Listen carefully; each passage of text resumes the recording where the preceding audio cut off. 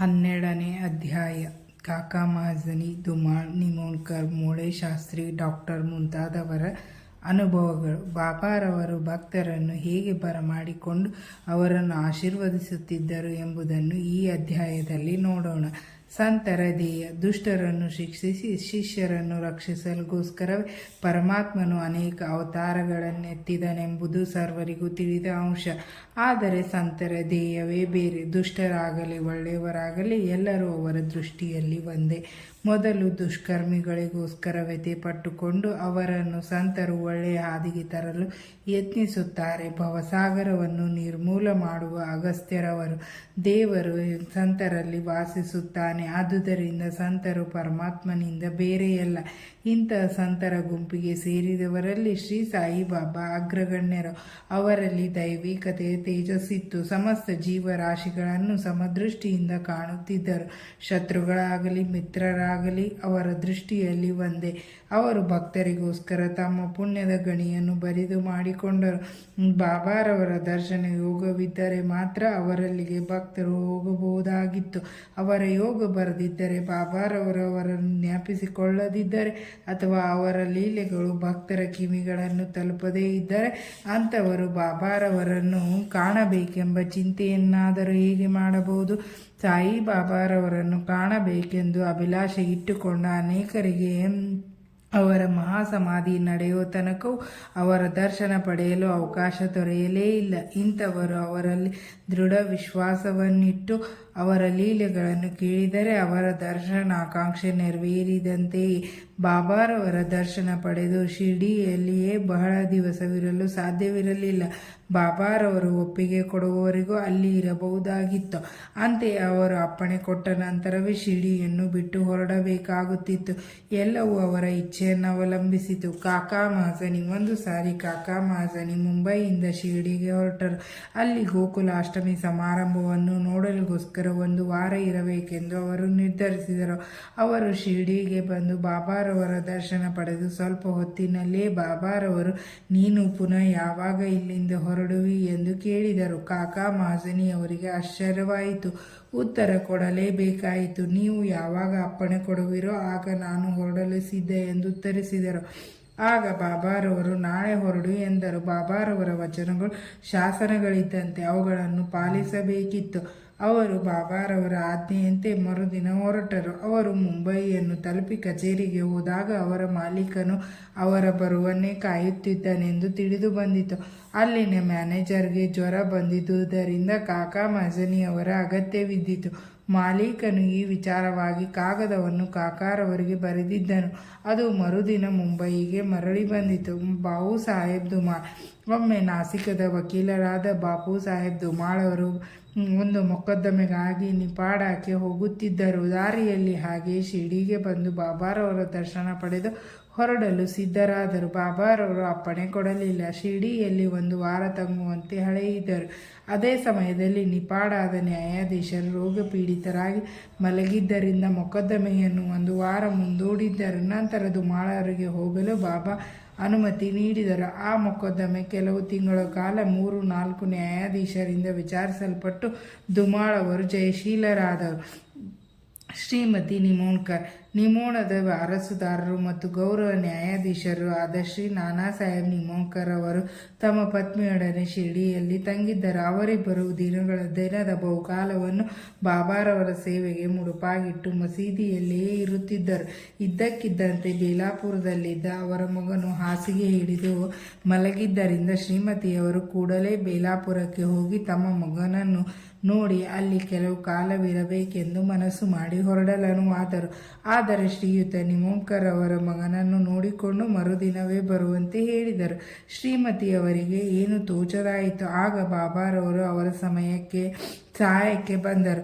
ಬಾಬಾರವರು ವಾಡಾದ ಸಮೀಪದಲ್ಲಿ ನಾನಾ ಸಾಹೇಬ್ ಮತ್ತು ಕೆಲವರೊಡನೆ ಕಲೆತು ಮಾತನಾಡುತ್ತಿದ್ದರು. ಆಗ ಶ್ರೀಮತಿಯವರು ಬಂದು ಅವರ ಪಾದಗಳಿಗೆ ಎರಗಿ ಹೊರಡಲು ಅನುಮತಿ ಬೇಡಿದರು. ಬಾಬಾರವರು ಕೂಡಲೇ ಹೊರಡು, ತೀವ್ರ ಹೊರಡು, ಗಾಬರಿ ಪಡಬೇಡ, ಬೇಲಾಪುರದಲ್ಲಿ 4 ದಿನ ನಿಂತು ಬಾ ಎಂದರು. ಬಾಬಾರವರ ಮಾತುಗಳು ಎಷ್ಟು ಸಮಯೋಚಿತ ಎಂಬುದನ್ನು ವಾಚಕರೇ ಊಹಿಸಬಹುದು. ನಾಸಿಕದ ಮೂಳೆಶಾಸ್ತ್ರ.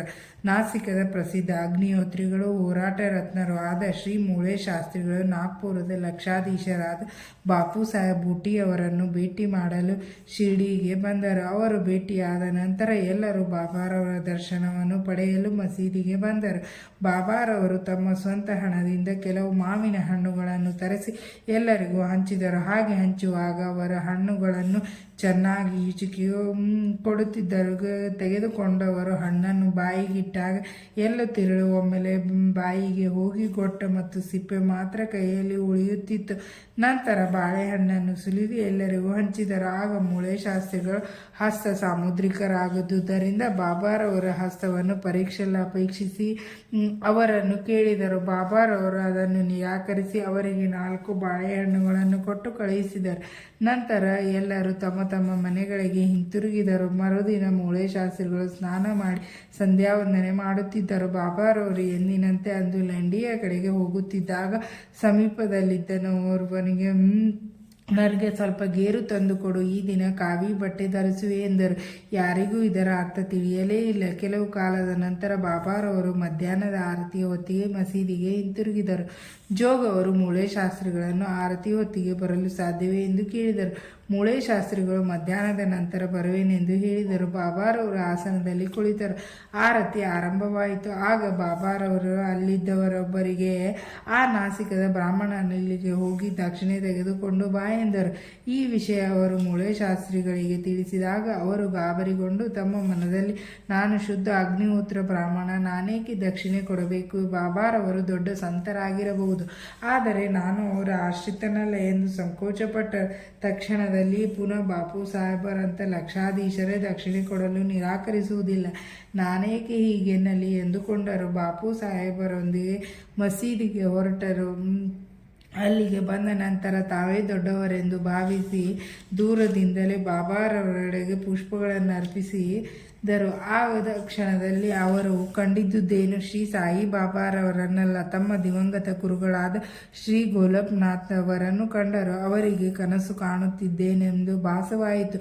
ಕ್ಷಣಕಾಲ ದಿಗ್ಭ್ರಾಂತರಾದರು. ನಂತರ ಅನುಮಾನಗಳೆಲ್ಲವನ್ನು ದೂರ ತಳ್ಳಿ ಗುರುಗಳಿಗೆ ಹೋಗಿ ಅವರ ಚರಣಾರವಿಂದಗಳಿಗೆ ಎರಗಿದರು. ಎಲ್ಲರೂ ಬಾಬಾರವರಿಗೆ ಆರತಿ ಮಾಡುತ್ತಿದ್ದರು. ಆದರೆ ಮೂಳೆ ಶಾಸ್ತ್ರಿಗಳು ತಮ್ಮ ಗುರುಗಳ ನಾಮ ಉಚ್ಚರಿಸುತ್ತಿದ್ದರು. ಅಹಂಕಾರ ಅಹಂಭಾವವನ್ನು ತೆರೆದು ಅವರು ಕ್ಷಣಕಾಲ ಕಣ್ಮುಚ್ಚಿಕೊಂಡರು.